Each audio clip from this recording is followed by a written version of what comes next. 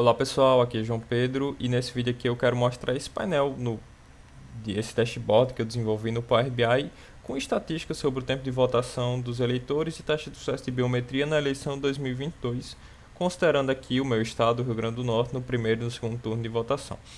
Então, primeiro de tudo, em linhas gerais, o que é esse painel? Ele é um panorama geral que mostra algumas estatísticas sobre o tempo de votação do eleitor, onde é que o eleitor demora, por que ele demora, qual etapa demora mais, e também a taxa de sucesso ou falha da biometria. Então, tem vários números aí na tela, por exemplo, nós temos 4,11 milhões de votos considerados aqui, que é basicamente duas vezes o eleitorado do Rio Grande do Norte, porque a gente considerou o primeiro e o segundo turno. Não vamos detalhar muito em cada um dos números, mas vamos falar aqui algumas coisas que eu considero interessante. Então, esse aqui, sucesso barra falha da biometria. A gente tem que 61,9%, mais ou menos 62% dos eleitores consegue que a biometria seja reconhecida na primeira tentativa. E esse número vai caindo aqui até 3,3% dos eleitores passa na quarta tentativa. E a gente tem uma taxa de falha aí de 12% da biometria, mais ou menos. E temos as estatísticas de tempo, né, que são até mais interessantes para o pessoal aí do dia a dia, porque a gente sabe que demora, né, para ir votar. Chega lá, fica numa fila gigante. Então, tem aqui o tempo médio de cada passo do voto. A digitação do título pelo mesário demora 43 segundos.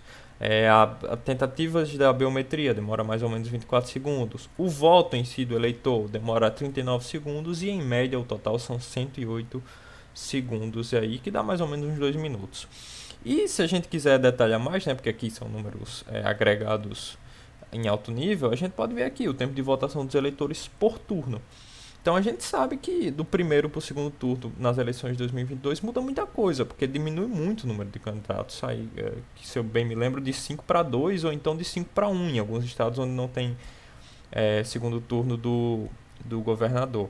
Então você vê aqui que 22% do eleitorado consegue votar de 30 segundos até 1 minuto no segundo turno.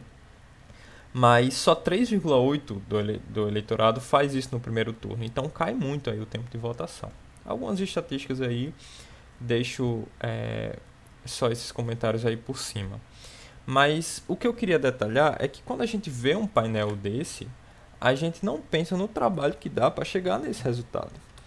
Então, toda essa história desse painel começa justamente com os dados crus, que estão lá no portal Dados Abertos do TSE, que são os logs das urnas.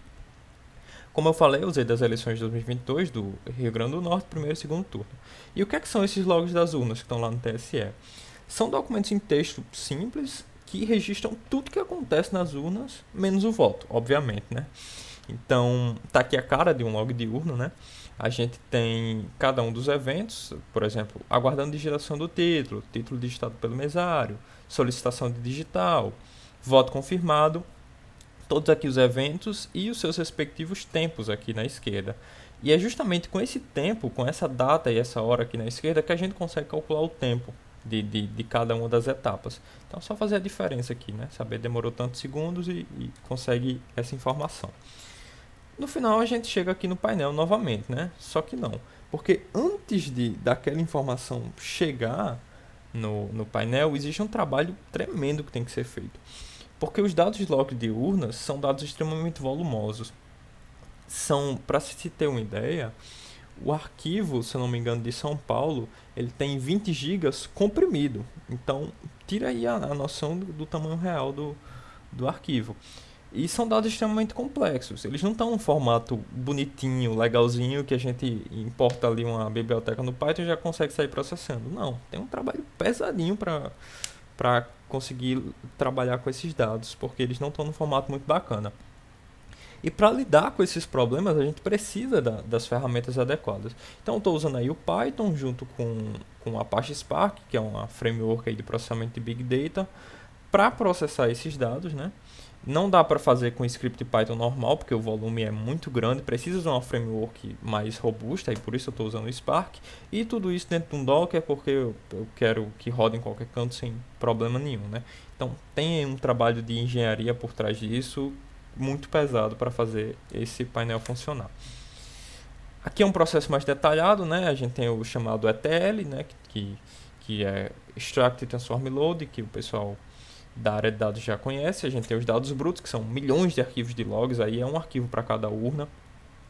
A gente tem o tratamento com Python, com Spark, que eu já combinei, para só aí chegar nos dados refinados, que vai estar num formato tabular bonitinho, que aí a gente consegue passar para dentro de um dashboard e fazer aquelas análises que eu já mostrei, e fazer também outras tarefas, por exemplo, análise exploratória de dados no Jupyter Notebook, consegue fazer machine learning em cima dos dados, e é isso, basicamente.